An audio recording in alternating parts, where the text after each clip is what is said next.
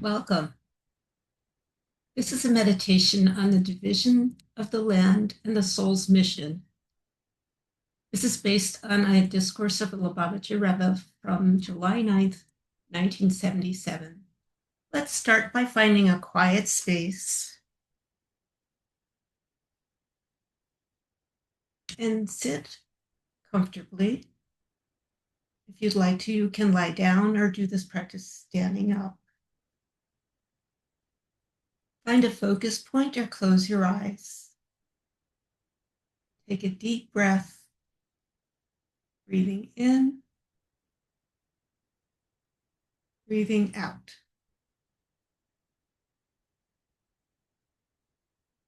If you can, notice any tightness and let it go.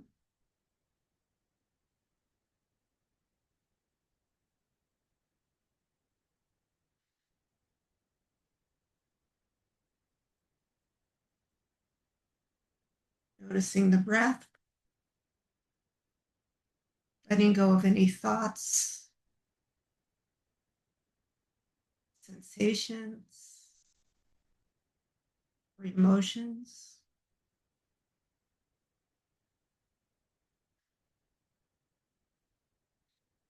Feel the ground beneath your feet and feel the air around you.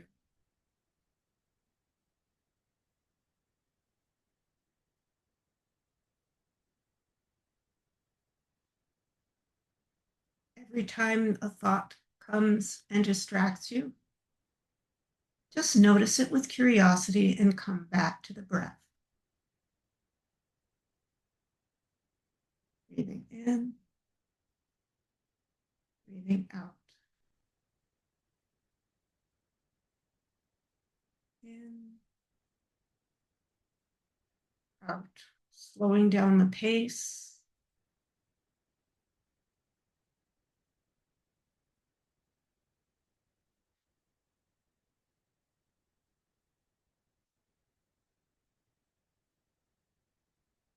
Let's begin with the words, Modeh ani lefanecha. I offer thanks before you, living and eternal King. What does this mean? We say this in the morning before we even wash our hands, even while we're still in bed. We start with gratitude. This is our first connection.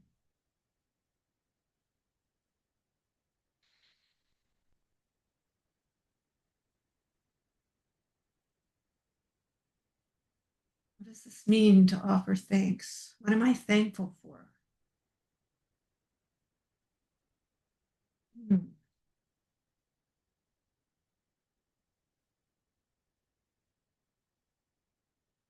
Using the breath as an anchor and accessing thoughts of gratitude and what it feels like in your emotions to experience gratitude.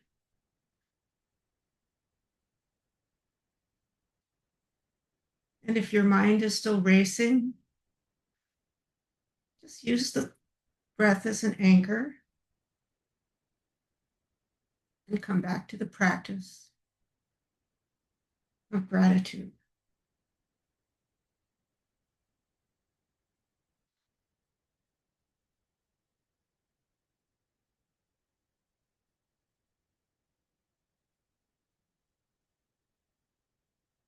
Let's go to step one, the division of the land, and how this relates to my unique mission in this physical world.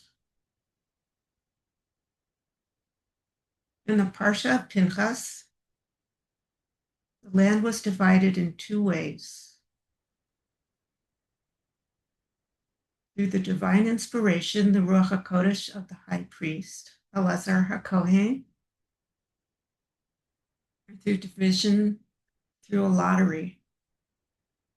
12 tribes, 12 tickets, 12 parcels of land, 12 tickets with the parcels of land. The Torah says, nonetheless, the land must be divided by lot. This way, the Bnei Yisrael, the Jews, will inherit the land according to the names of their fathers' tribes. Now let's visualize Elazar HaKohen, the high priest, wearing the breastplate with the stones of the Urim and the Thummim, and using divine inspiration, the Ruach HaKodesh. For Uvain, you get this land. Shimon, you get this land, and so on through the 12 tribes.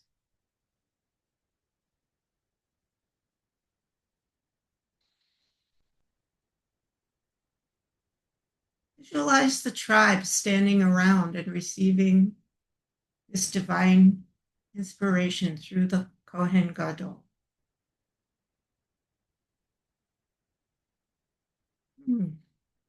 Is there anything that you can identify in your life that feels divinely guided?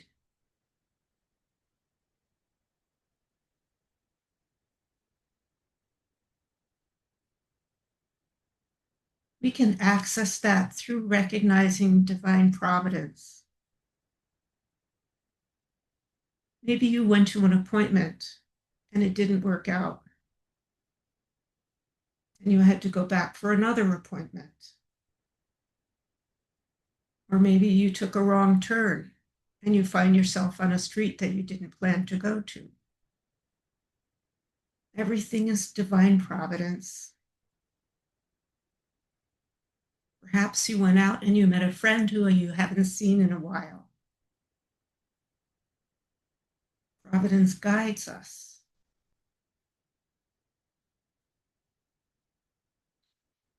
And this is something which is within Tam V'dat. This is within our understanding.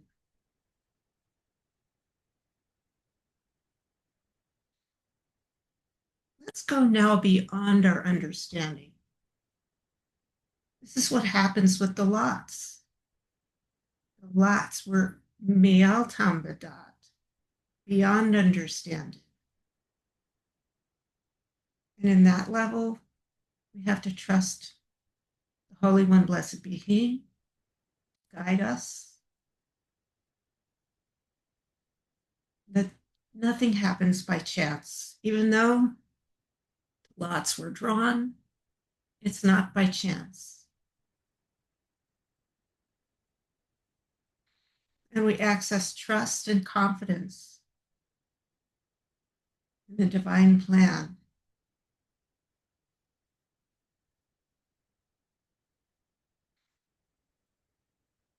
It says in Mishlei, Al tisheni al binatecha. Do not rely on your own understanding. So in what aspects of your life do you have to give up your understanding and practice relying on the Creator?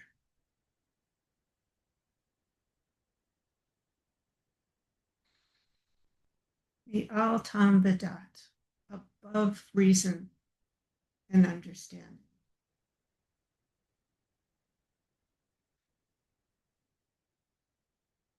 Perhaps there's an experience that you have that you seem to cycle through it over and over and over again.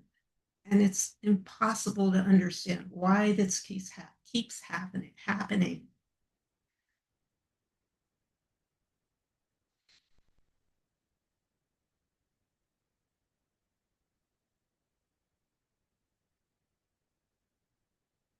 Using the breath as an anchor.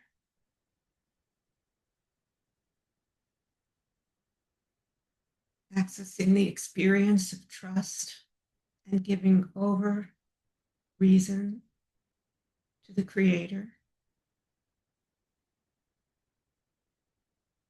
Let's go back to conquering the land. And the next step, we're going to refine the emotions. We're going to do a tour of the land. The land of Israel was inhabited by 7 nations, each corresponding to the 7 emotional attributes, or midot.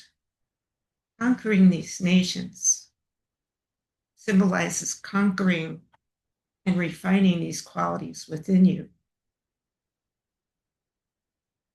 Let's close your eyes and visualize walking through the land,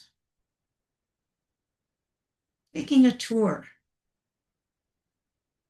As you encounter each nation, breathe into the emotional trait it represents. The Canaanite, which the whole land was called Canaan, which stands for a merchant. And that's the coming and going of everyday life in the physical world. Specifically, the Canaanite stands for the aspect of kindness, open-hearted giving without bounds.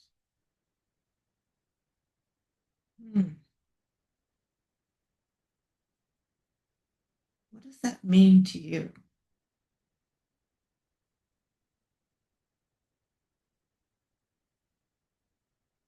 Let's go to the next step, the Hiti, or Gevura.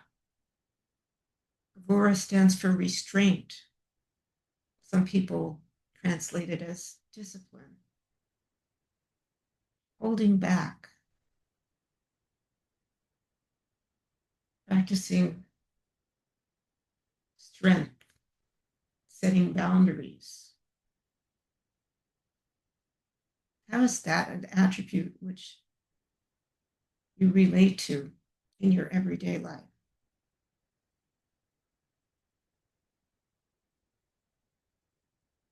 Let's go now to the Omori, which corresponds to Tiferet, which is harmony. Tiferet, or harmony, also stands for compassion or beauty, combining kindness and severity into compassion for yourself and for other people. Whether you or they deserve it or not. And who is to decide what anyone deserves? That's in God's hands.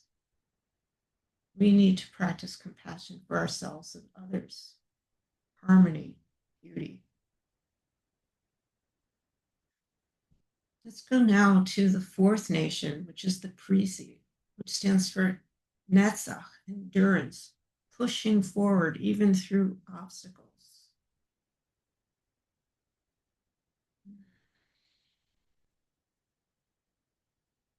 What are some obstacles that are facing us?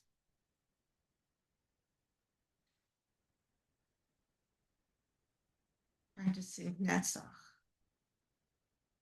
overcoming these obstacles.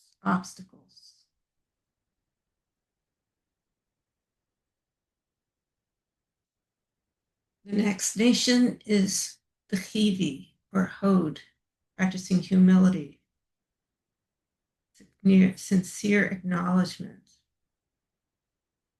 and humility, and listening.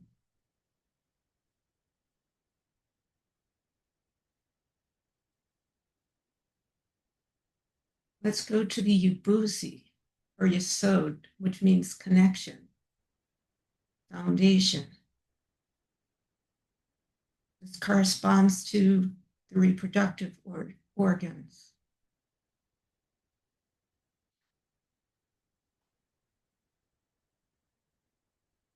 Practicing honesty, connection, and holy relationships.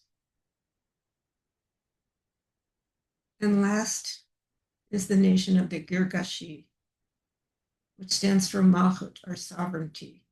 This is grounded Malchut, kingship.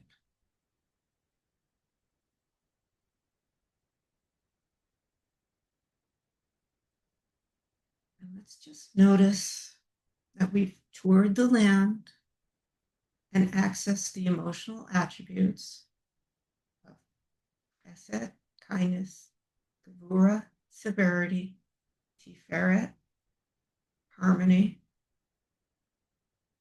or compassion. Netzach, overcoming boundaries. Hod, which is acknowledgement. And Yesod, which is foundation. Let's take a moment to choose one of those, to breathe and find yourself in the spiritual land of Israel.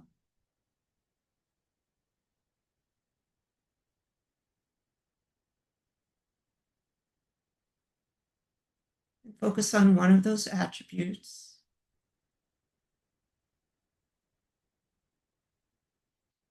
A minute breathing in and breathing out.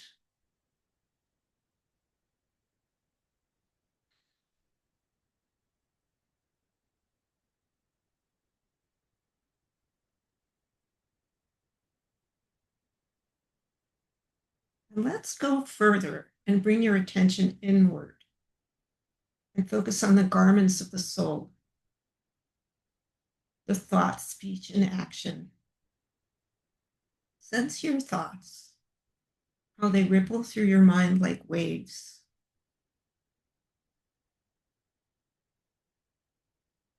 These thoughts are the garments that your soul uses in this physical world.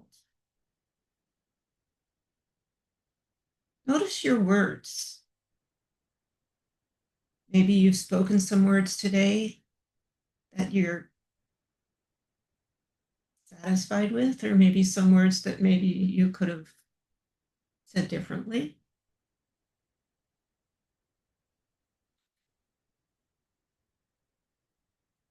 And recall your actions, your movements. These are the garments, dibur, masa, and machshava. Speech, and I put those in the wrong order. It should be machshava, thought, dibur, speech, and action. They are the channels through which you express your divine mission. Are these garments aligned and purposeful based on the values of the Torah? And is there something that might be rectified? Just choose something small.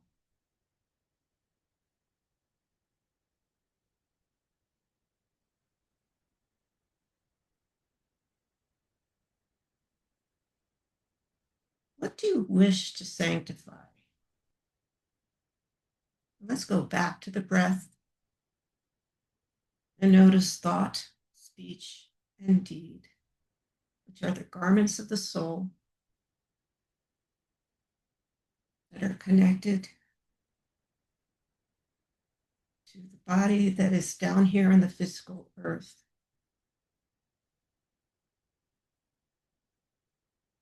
Maybe one tiny rectification that you can take on to realign with the way of the Torah. Using the breath as an anchor.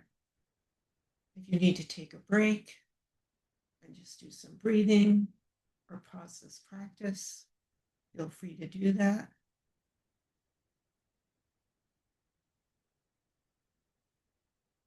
And let's go beyond reason, the power of Mesirat Nefesh.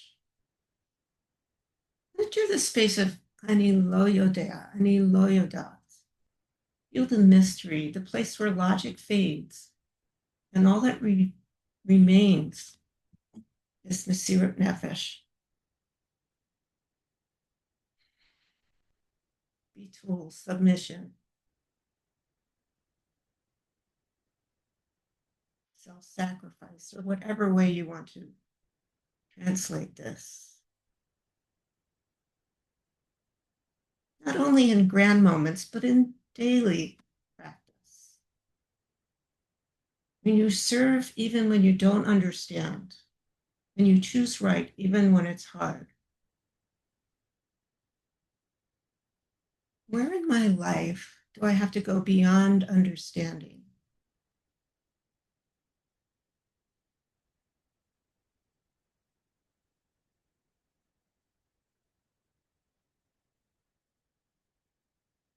You can relate this back to one of the divine attributes, such as netzach, of needing to persist over and over and over again, or compassion, where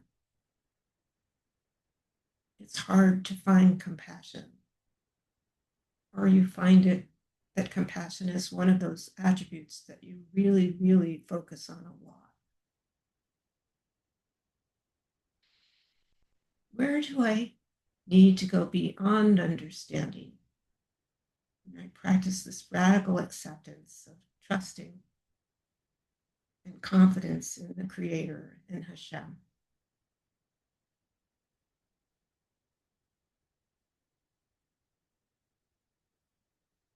And now we're going to add a very concrete visualization to help you to overcome this. We're going to visualize when Joshua went with the Levium, the Levites, and surrounded the city of Jericho. Jericho is known as the key to the land. The Levium had shofars. They're blowing the shofar, and they have the Ark of the Covenant with them. Visualize your own Jericho, your own inner wall, the resistance or fear that stands between you and your true self, of what your soul is meant to be doing here. Encircle it with awareness of divine presence, of the Sovev Kol Olim, of divine presence above you, inside you, around you.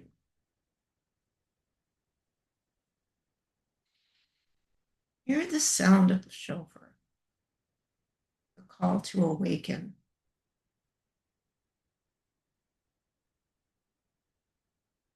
It sounds like crying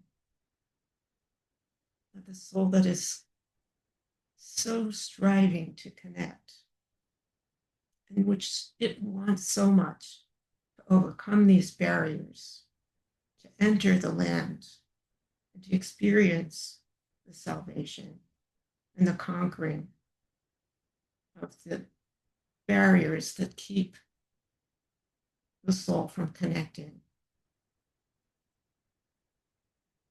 What is my Jericho? What is the wall that prevents me from conquering the land, of conquering those emotional attributes, or practicing thought, speech, and deed that is in alignment with my purpose here? How can I soften this wall and transform it? Let's go back to the breath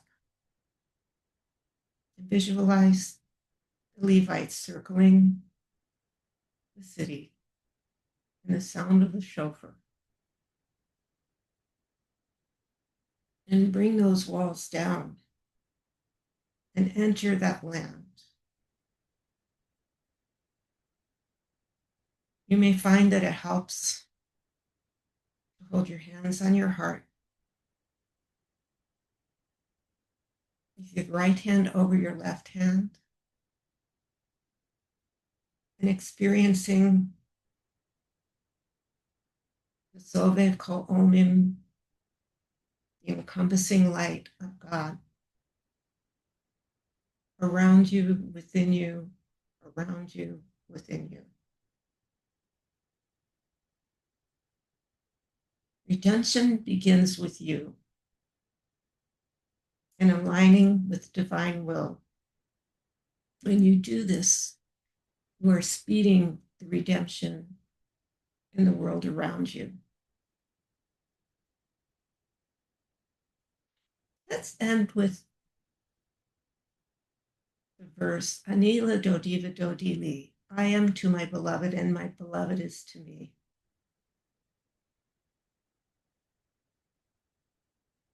The Holy One, blessed be he, is my beloved. I'm his, and he is mine.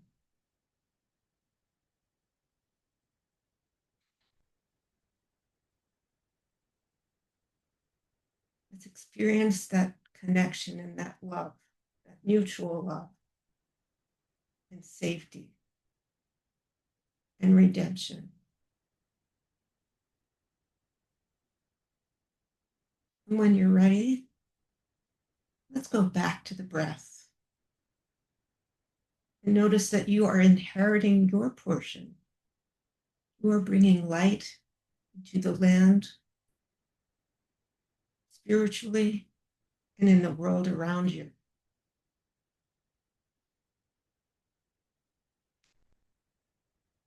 Feel your feet grounded.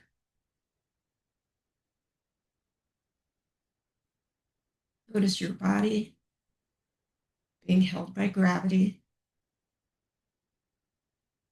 by the chair or the bed or the floor. Coming back to the breath, noticing any thoughts, sensations, or emotions. When you're ready, you can open your eyes, look around, reorient back to the physical world. Thank you for joining me.